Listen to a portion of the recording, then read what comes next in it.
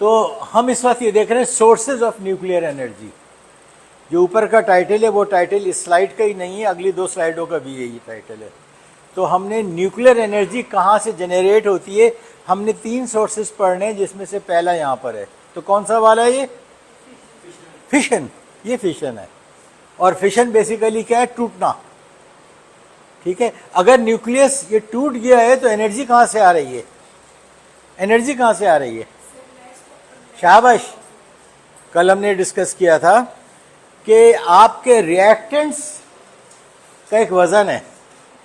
उसूली तौर पे जब एक चीज टूटती है तो जो उसके टुकड़ों का वजन है और जो इनिशियल मटेरियल का वजन है बराबर होना चाहिए। ठीक है ना? यहां क्या हो रहा है? यहां क्या हो रहा है? यहां प्रोडक्ट का वजन कम है, मास गायब हो रहा है। मास गायब हो रहा है जी। कौन सी चीज? मास समझ नहीं आया, गायब समझ नहीं आया? ये समझ नहीं आया कि कैसे हो रहा है, ये तो समझ आया कि कम हो रहा है। तो यहां तक तो समझे ना, यहां तक तो समझे कि मास कम हो रहा है। जो आपकी समझ नहीं आया, डॉल्टन की समझ में भी नहीं आया था। तो डॉल्टन की थ्योरी जो थी उसकी 3 पोस्टुलेट्स, उसमें से एक था मास can not be created not destroyed. ठीक है ना? कोई करेक्शन कर रहा है इसमें? ठीक है ना? तो ये उसकी थ्योरी थी। और वक्त ने क्या साबित किया कि mass can be created and destroyed, और mass can be converted into energy, और energy can be converted into mass. ये दोनों चीजें आपने 12वीं क्लास में पढ़ी होंगी। पढ़ी थी? मास कब क्रिएट होता है? क्या पढ़ा था 12वीं क्लास में? Pair production. Pair production. तो कमिंग बैक कि जो हमारी प्रोडक्ट है इसका मास कम है और जो रिएक्टेंट है इसका ज़्यादा है, तो जो मास ज़ाया हो रहा है वो कन्वर्ट हो रहा है इनटू एनर्जी। एनर्जी। और जो इक्वेशन है वो क्या है? कितनी एनर्जी पैदा हो रही है? और c एक बहुत बड़ा नंबर है। c एक बहुत बड़ा नंबर है। ये वेलोसिटी ऑफ लाइट है ये, और इसका स्क्वायर है। तो एक छोटा सा मास गायब होकर एक ह्यूज एनर्जी जनरेट कर रहा है। This is fission energy. इस स्लाइड पे किसी और का कोई सवाल है? हमने ये वाली चीज भी देख ली। ठीक है ना? यहां लिखा हुआ है यूरेनियम और प्लूटोनियम। यहां क्या लिखा है? यूरेनियम और प्लूटोनियम। फिशन ऑफ यूरेनियम और प्लूटोनियम। और हमने कल ये पढ़ा था कि पीरियोडिक टेबल में सिर्फ एक आइसोटोप है, सिर्फ एक आइसोटोप है, यूरेनियम 235। एक एलिमेंट नहीं, एक आइसोटोप, जो कि जमीन में पाया जाता है और उसके टूटने से न्यूक्लियर एनर्जी या फिशन एनर्जी जनरेट होती है। पढ़ा था या नहीं? यहां लिखा हुआ है प्लूटोनियम के साथ भी यही होगा। ये कॉन्ट्रडिक्शन है, कैसे रिजॉल्व होगी? एक तरफ हम कह रहे हैं कि जमीन की जो क्रस्ट है या जमीन के अंदर सिर्फ एक आइसोटोप है, विच इज वो यूरेनियम का आइसोटोप है, जिसके साथ फिशन हो सकती है। यहां लिखा हुआ है प्लूटोनियम से भी फिशन हो सकती है। सोल्यूशन क्या है इसका? हल क्या है? प्लूटोनियम जमीन में नहीं होता। जमीन जितनी पुरानी है, जो जमीन की लाइफ है, वो आइसोटोप जिनकी हाफ लाइफ बहुत थोड़ी थी वो खत्म हो चुके हैं। अब वो आइसोटोप अब एग्जिस्ट नहीं करते जमीन में। जिनकी हाफ लाइफ कम थी, वो हमारी जमीन की हाफ लाइफ बहुत ज्यादा है, तो अब वो डिटेक्टेबल क्वांटिटी में जमीन में मौजूद नहीं है। इस क्वांटिटी में नहीं है कि हम उनको डिटेक्ट कर सकें। तो प्लूटोनियम जो है वो न्यूक्लियर रिएक्टर में न्यूक्लियर रिएक्शन से जनरेट होता है। अगर आर्टिफिशियली हम न्यूक्लियर रिएक्शन करें तो फिर प्लूटोनियम जनरेट होगा। पीरियोडिक टेबल में 92 के बाद, इसका नंबर 92 है, 92 के बाद जितने एलिमेंट हैं, 10 प्लस एलिमेंट्स हैं जो इसके बाद हैं, वो सारे के सारे एलिमेंट लेबोरेटरी में जनरेट हुए हैं। ठीक,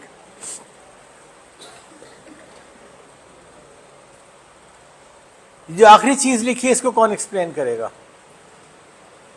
कि फिशन और फ्यूजन का अगर हम मुकाबला करें कि किस में एनर्जी ज्यादा निकलती है, तो फिशन में क्या हो रहा है?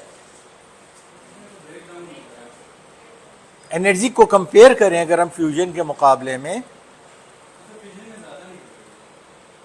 अगर हम एक इवेंट लें कि ये एक न्यूक्लियस है, एक न्यूट्रॉन एक न्यूक्लियस से आके टकराए, एक न्यूट्रॉन एक न्यूक्लियस से आके टकराए, वहां पे एक ये वाला न्यूक्लियस है, एक ये वाला न्यूक्लियस है, ये दोनों मिलकर गायब हो जाए और कोई और चीज बन जाए, एक इवेंट हो ये, तो ज्यादा एनर्जी किस में जनरेट होगी? फिशन में, ज्यादा फिशन में होगी, ज्यादा फिशन में होगी। ठीक हो गया? एक दूसरा तरीका है मेजर करने का, जितनी भी एनर्जी ये जनरेट हो रही है इसको ये जो नंबर ऑफ न्यूक्लियॉन्स हैं इनसे डिवाइड कर दें। यहां पर 235 है, ये मिला लें 236 हो गए, तो टोटल एनर्जी को डिवाइड कर दें 236 से। ये क्या है? एनर्जी पर न्यूक्लियॉन है, वो फिशन में कम है और फ्यूजन में ज्यादा है। फ्यूजन में ज्यादा क्यों है? कि न्यूक्लियॉन कम है। कितने न्यूक्लियॉन है इस पे डिपेंड करेगा कि कौन से एलिमेंट से फ्यूजन हो रही है। तो फ्यूजन कौन से एलिमेंट से हो रही है? कौन से एलिमेंट से फ्यूजन हो रही है? कौन से एलिमेंट से हो रही है?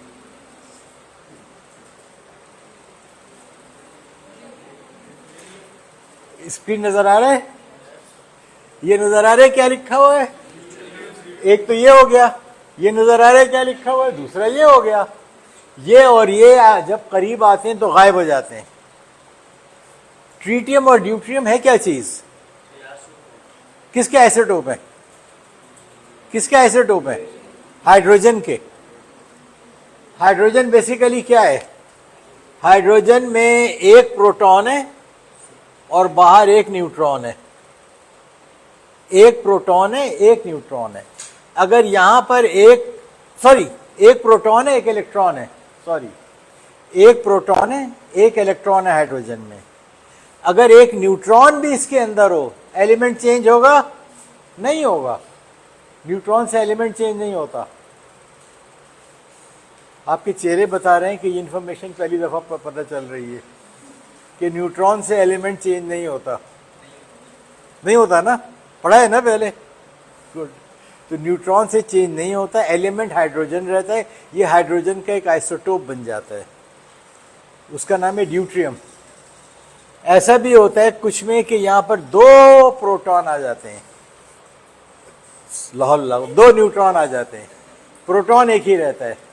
प्रोटॉन एक ही रहता है, एलिमेंट वही रहता है, न्यूट्रॉन एक और बढ़ जाता है, एलिमेंट अब भी वही है। अब इसका नाम, इस आइसोटोप का नाम है ट्रीटियम। तो ये दोनों आइसोटोप हाइड्रोजन के, ये दोनों हैवी आइसोटोप है क्योंकि हाइड्रोजन के मुकाबले में इसमें एक न्यूट्रॉन मौजूद है। इसके न्यूक्लियस में ये तीन पार्टिकल हैं, हाइड्रोजन के न्यूक्लियस में एक पार्टिकल होता है। मास नंबर इसका चेंज हो जाएगा, ठीक है ना, वो चेंज हो जाएगा। ये दोनों मिलते हैं, ये दोनों मिलकर क्या करते हैं? ये दोनों मिलकर अपना एक न्यूक्लियस बना लेते हैं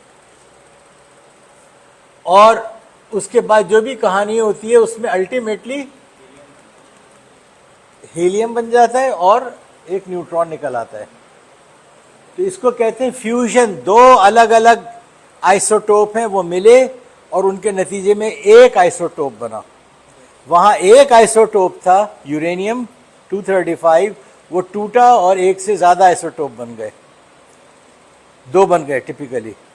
और यहां पर दो थे, दो मिलकर एक बन गया। तो ये दोनों मिलकर हीलियम बन गए और फालतू एक न्यूट्रॉन निकल आया।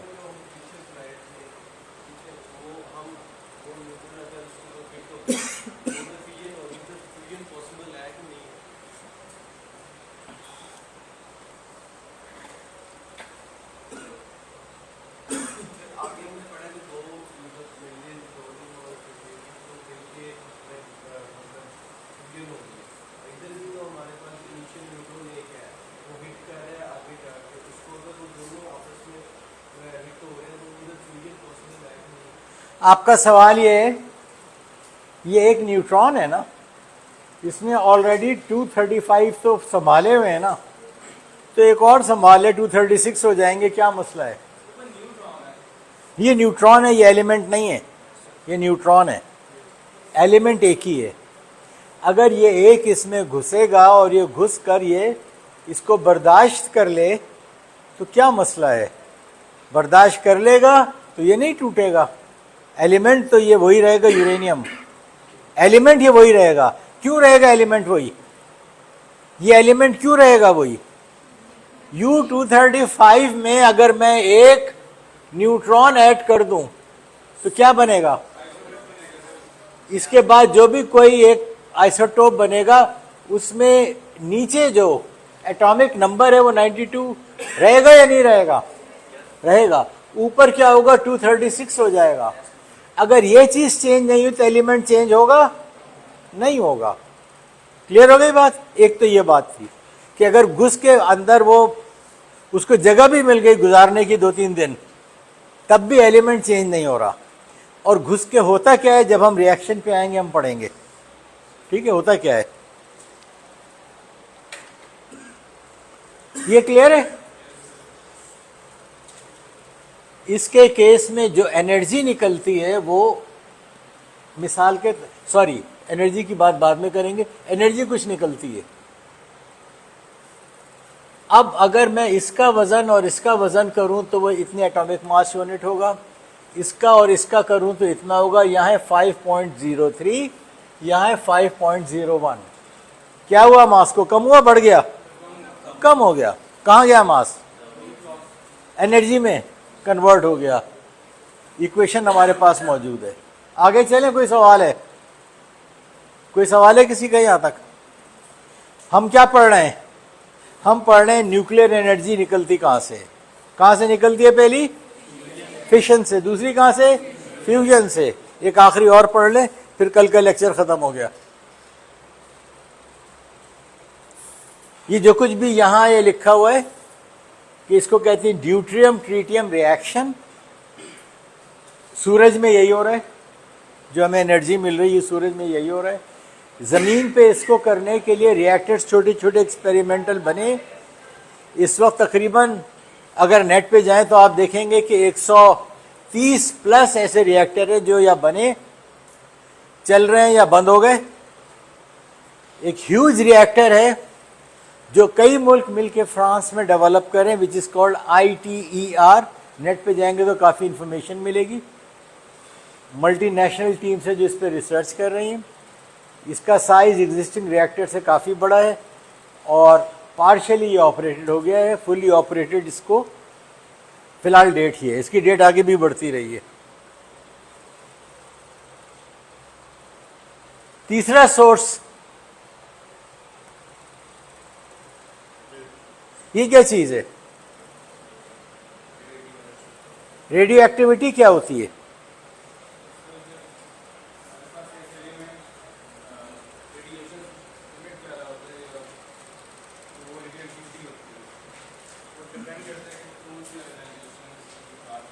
बेसिकली तो ये एक टाइम के साथ फिनोमेना है। मैंने एक मुट्ठी भर वज़न में, ये मेरी मुट्ठी भर है, मैंने इतना कोई एक एलिमेंट ये ले लिया। क्या होगा? कुछ एक टाइम के बाद ये चीज़ टूट टूट के आधी हो जाएगी।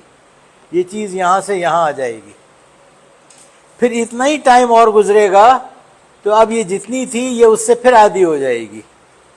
फिर इतना ही और टाइम गुजरेगा, अब ये जितनी है इससे भी आधी हो जाएगी। फिर इतना ही टाइम गुजरेगा तो ये उससे भी आधी हो जाएगी। ये क्या है?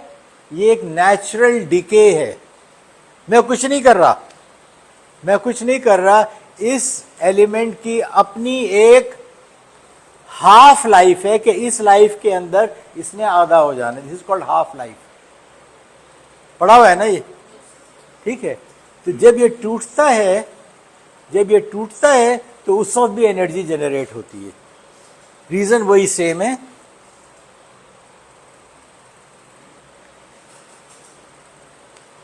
ये कोई खास किस्म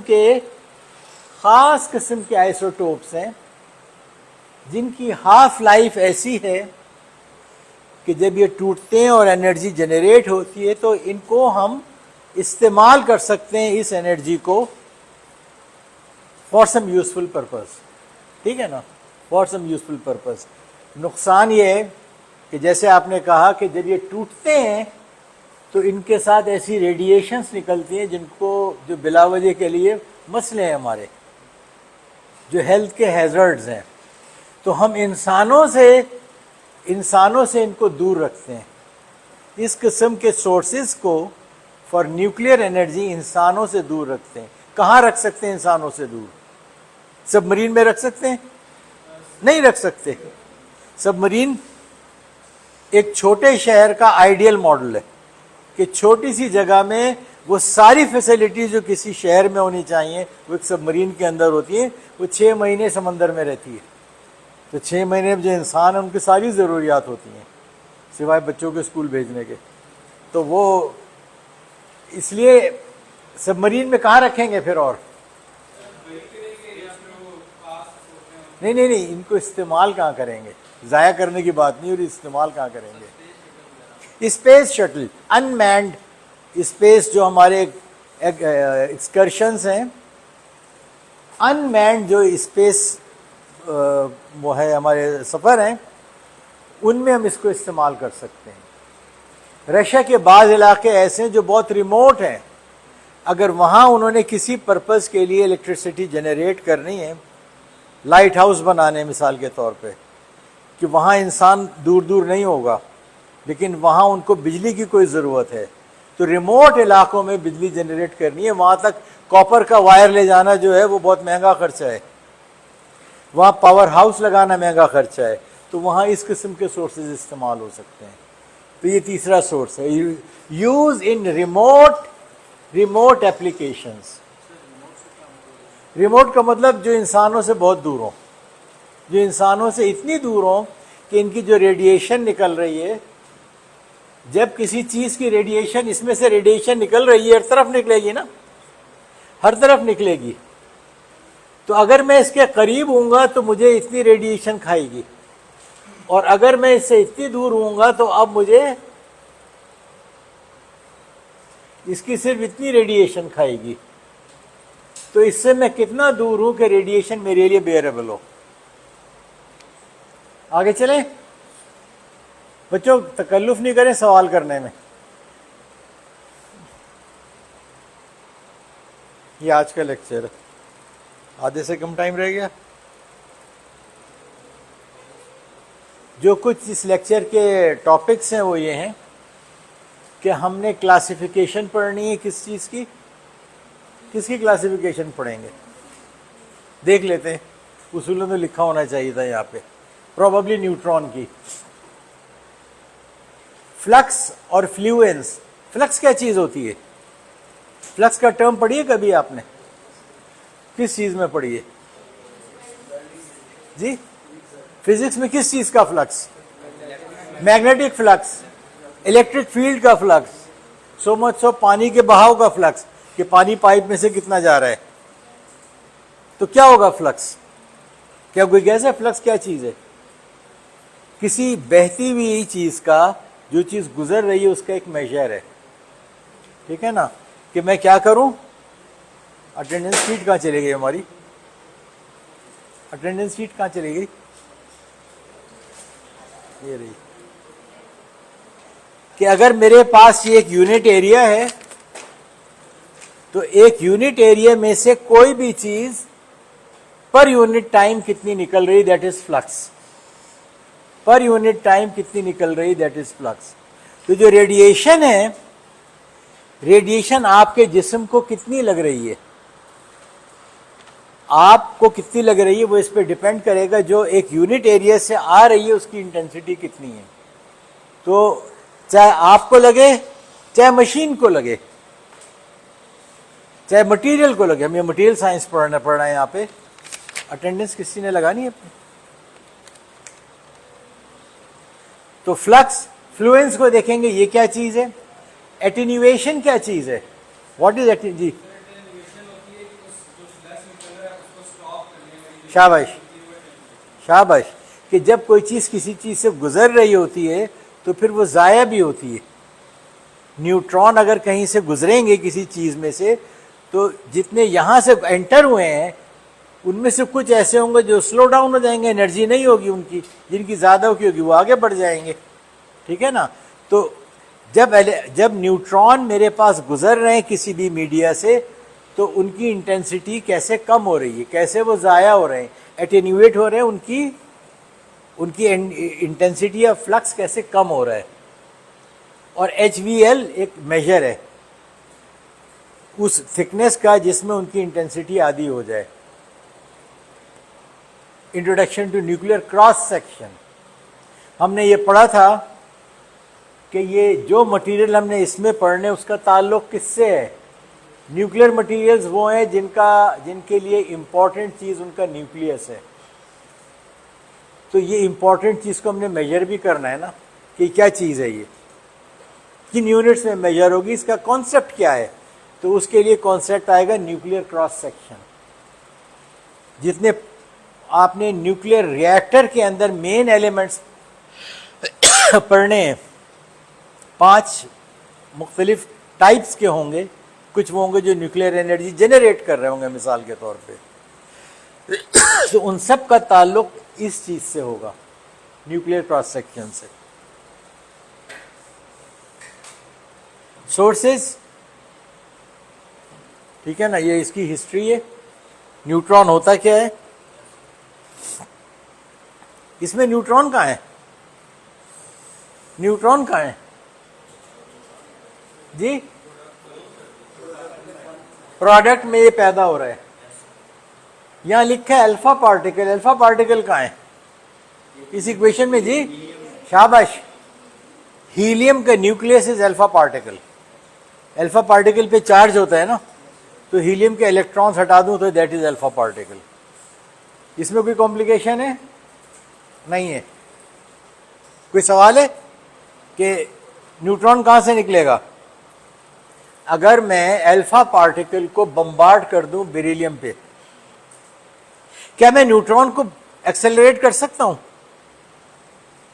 न्यूट्रॉन के ऊपर कोई चार्ज नहीं है, मैं न्यूट्रॉन को एक्सेलरेट कैसे करूंगा? एक्सेलरेट मैं किसी चीज को करता हूं जब मैं उस पर इलेक्ट्रोमैग्नेटिक फील्ड लगाता हूं, तो वो फील्ड उसको एक्सेलरेट करती है, ठीक है ना, तो फील्ड एक्सेलरेट करती है। न्यूट्रॉन पे कोई चार्ज नहीं है, न्यूट्रॉन को मैं एक्सेलरेट नहीं कर सकता। अल्फा पार्टिकल को मैं कर सकता हूं। तो अल्फा पार्टिकल को मैंने एक्सेलरेट किया और उसको हिट किया बेरिलियम के साथ। बेरिलियम को उसने हिट किया तो क्या हुआ? बेरिलियम को उसने तोड़ दिया। इसने इसको तोड़ के या इसमें घुस के ये चीज बना ली। This is a nuclear reaction, जिसमें कि क्या हो रहा है कि बेरिलियम का न्यूक्लियस चेंज हो रहा है। न्यूक्लियस बेरिलियम का, इस इक्वेशन को चेक कैसे कर सकते हैं ये ठीक है या गलत है? चेक कैसे करेंगे कि प्रोटॉन्स को देखें, 2 प्रोटॉन यहां है, 4 यहां है, 6 हो गए। 6 यहां पर है, 0 यहां पर है, ठीक हो गया। प्रोटॉन प्लस न्यूट्रॉन, 4 यहां पर है, 9 यहां पे, 13, 12 और 1 13। इक्वेशन बैलेंस है। This is how you balance nuclear equations जी। कार्बन मेरा चॉइस नहीं है, कार्बन मेरा चॉइस नहीं है। अगर ये मुझे मालूम है कि एक मैं हीलियम का एटम लूं, एक मैं बेरिलियम का लूं, यहां मेरे पास एक न्यूट्रॉन आए और यहां कोई भी एलिमेंट बन जाए, ये एलिमेंट लाजमी चेंज क्यों होगा? ये बेरिलियम क्यों नहीं रहेगा? इसलिए कि प्रोटॉन यहां पे 4 थे, यहां पे 2 और प्रोटॉन आ रहे हैं, प्रोटॉन चेंज हो रहे हैं। तो यहां इन दोनों, जब यहां 0 है तो यहां 6 आने ही आने हैं। अगर मुझे ये पता है कि न्यूट्रॉन ने एक निकलना है और एक कोई एलिमेंट यहाँ होगा जो बनेगा, मुझे नहीं मालूम कौन सा बनेगा।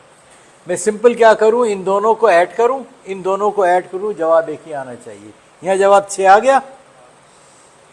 चॉइस नहीं है मेरा ये तो जब मारूंगा तो कुछ ना कुछ होगा ही होगा। अगर ये निकला है तो ये बनेगा ही बनेगा, जो बनेगा वहां 6 आएंगे। ऊपर की भी यही कहानी है, 13 है, 13 में से एक ही चला गया तो 12 यहाँ रह गए। ठीक हो गया। पीरियोडिक टेबल पे जाएं, वो कौन सा एलिमेंट है जो जिसमें 6 प्रोटॉन होते हैं? कार्बन। तो अगर मुझे नहीं भी पता तो मैं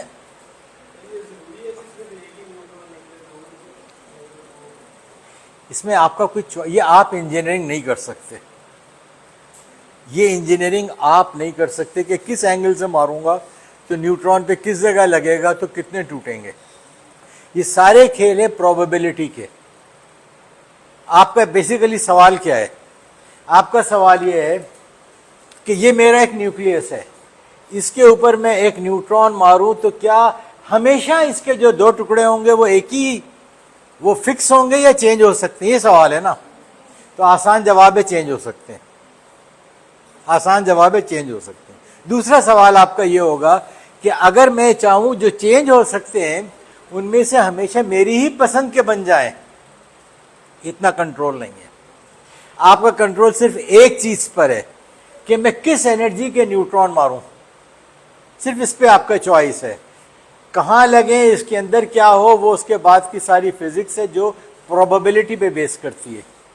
हम इस पे आएंगे, हम इस पे उस वक्त आएंगे जब हम ये देखेंगे कि एक न्यूट्रॉन जब एक यूरेनियम 235 को हिट करेगा तो इसके अंजाम में ये जो 2 एलिमेंट बनेंगे ये कौन कौन से होंगे। तो अल्टीमेटली जो पता चला है कि ये 50+ डिफरेंट एलिमेंट हो सकते हैं, 50+। ठीक है, ये हमारे लिए आसानी है, मुश्किल है?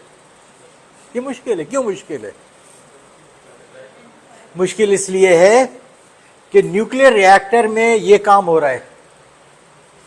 न्यूक्लियर रिएक्टर में आप ये चाहते हैं कि इसको आप तोड़ें और एनर्जी चाहिए आपको, ये मजबूरी है आपकी। उस मजबूरी की सजा आपको क्या मिल रही है कि आपको अब घर बैठे बिठाए 50 डिफरेंट एलिमेंट जनरेट हो रहे हैं। 50 डिफरेंट एलिमेंट नहीं, आइसोटोप जनरेट हो रहे हैं। इनमें से कुछ ऐसे हैं जो बहुत ज्यादा खतरनाक हैं, कुछ ऐसे हैं जो कम खतरनाक हैं, कुछ ऐसे हैं जिनकी हाफ लाइफ कम है, कुछ की ज्यादा है। जिसकी हाफ लाइफ कम है वो क्या होगा, उसके साथ क्या होगा, वो फिर टूटेगा।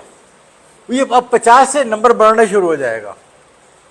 तो आपने एक न्यूक्लियर रिएक्टर को मिसाल के तौर पे, हमारा कैनेप का रिएक्टर है, हमने 25-30 साल चलाया, 60s नहीं ज़्यादा चलाया, 70-80 साल चलाया, 60s में लगा था, अभी बंद किया है। इतने अरसे में जो कुछ इसके अंदर जमा हो चुका था वो एक हुजूम था चीज़ों का, एलिमेंट्स का और आइसोटोप्स का हुजूम था। उनमें से कुछ की हाफ लाइफ बहुत कम थी, कुछ की बहुत ज़्यादा थी, कुछ की दरमियानी थी। जिनकी हाफ लाइफ कम थी वो क्या होगा, वो जल्दी मर खप के ख़त्म हो जाएंगे। जिनकी हाफ लाइफ बहुत ज़्यादा है उनकी रेडिएशन बहुत आहिस्ता आहिस्ता निकलेंगी।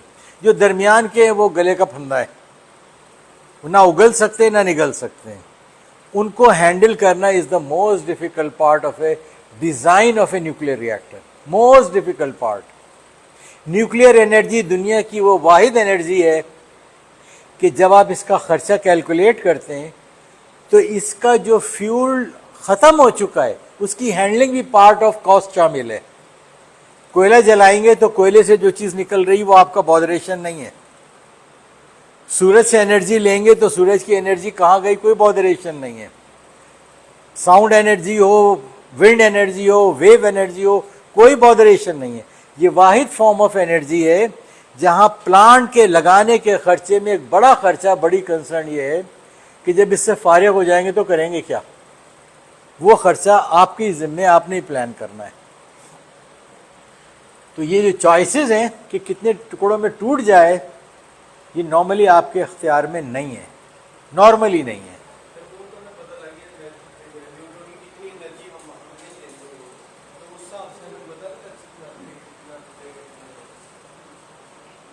प्रोबेबिलिटी प्रोबेबिलिटी का खेल है सारा, हम आएंगे इसके ऊपर।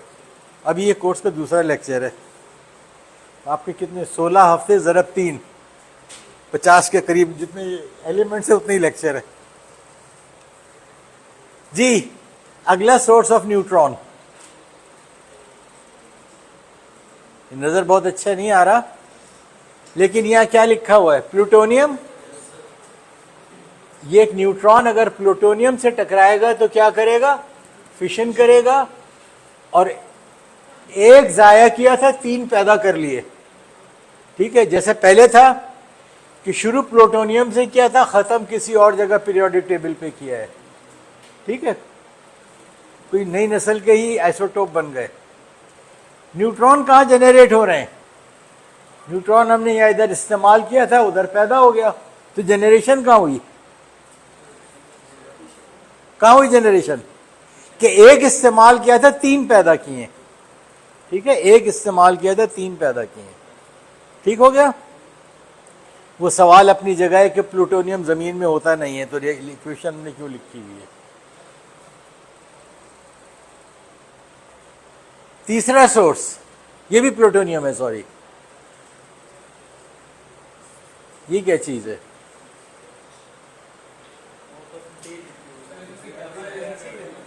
ये बेसिकली ये लिखा है कि जब प्लूटोनियम से ये टकराएगा, प्रोबेबिलिटी की बात, कि चांस ये है कि 4 में से 3 के साथ ये काम होगा, 4 में से 1 के साथ ये काम होगा। ठीक है, आपके सवाल ने आसानी पैदा कर दी मेरे लिए। तो यहां हमने किसी पार्टिकल को एक्सेलरेट करके बम्बार्ड किया था, यहां किसी पार्टिकल को एक्सेलरेट करके बम्बार्ड किया था। यहां क्या है, this is spontaneous breaking up. ये याद रखिएगा, प्लूटोनियम 240 कोई और चीज है, 239 कुछ और चीज है। ये प्लूटोनियम जो यहां खुद ही अगर टूटे, खुद ही अगर टूटेगा तो फिर वो भी न्यूट्रॉन्स जनरेट करेगा। क्लियर हो गया। यही प्लूटोनियम खुद ही अगर टूटेगा तो वो भी अपने न्यूट्रॉन्स जनरेट करेगा। और यही कहानी आपको बता रही है कि क्यों जमीन में प्लूटोनियम नहीं है, कि ये जो खुद टूट के जो प्लूटोनियम खत्म हुआ है, इसके बाइस अब जमीन में ये नहीं है। जब कायनात बनी है, जमीन बनी थी, उस वक्त प्लूटोनियम कुछ होगा इसमें, लेकिन जितना अरसा गुजर चुका है बनने में, इस रिएक्शन ने प्लूटोनियम को हमारी ज़मीन से ख़त्म कर दिया। तो अब जो भी प्लूटोनियम हमारे पास है या हम पैदा करते हैं, वो हम पैदा करते हैं न्यूक्लियर रिएक्टर से। ठीक, इंडिया के पास न्यूक्लियर फ्यूल बनाने की वो टेक्नोलॉजी नहीं थी जो पाकिस्तान के पास आई है 1970s में। तो हमारा nuclear device based on uranium है, जो हमने एनरिच करके बनाया है। इंडिया के पास ये फैसिलिटी एनरिचमेंट की नहीं थी। इंडिया ने अपनी डिवाइस बनाई है न्यूक्लियर रिएक्टर से प्लूटोनियम को निकालकर। उनका जो डिवाइस है बेस्ड ऑन प्लूटोनियम है। जी, हम आएंगे थोरियम पे, हम थोरियम पे आएंगे। थोरियम खुद न्यूट्रॉन जनरेट नहीं करता। थोरियम फिसाइल मटेरियल नहीं है।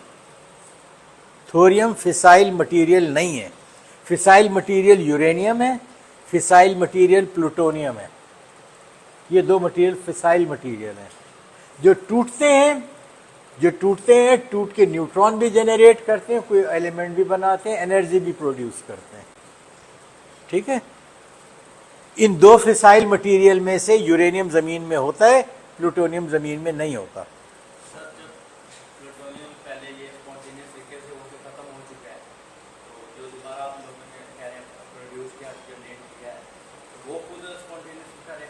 हो रहा है ना, ये लिखा हुआ है, ये लिखा हुआ है, लेकिन इसकी हाफ लाइफ ऐसी है कि ना ये फौरन खत्म होगा ना बहुत दूर तक चलेगा।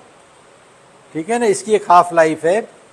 इस हाफ लाइफ की वजह से एक और चीज क्या है कि यूरेनियम का जो यूरेनियम में इस्तेमाल करता हूं न्यूक्लियर रिएक्टर में, जो एनर्जी जनरेट करता है, उसको मैं हाथ में लेके घूम सकता हूं।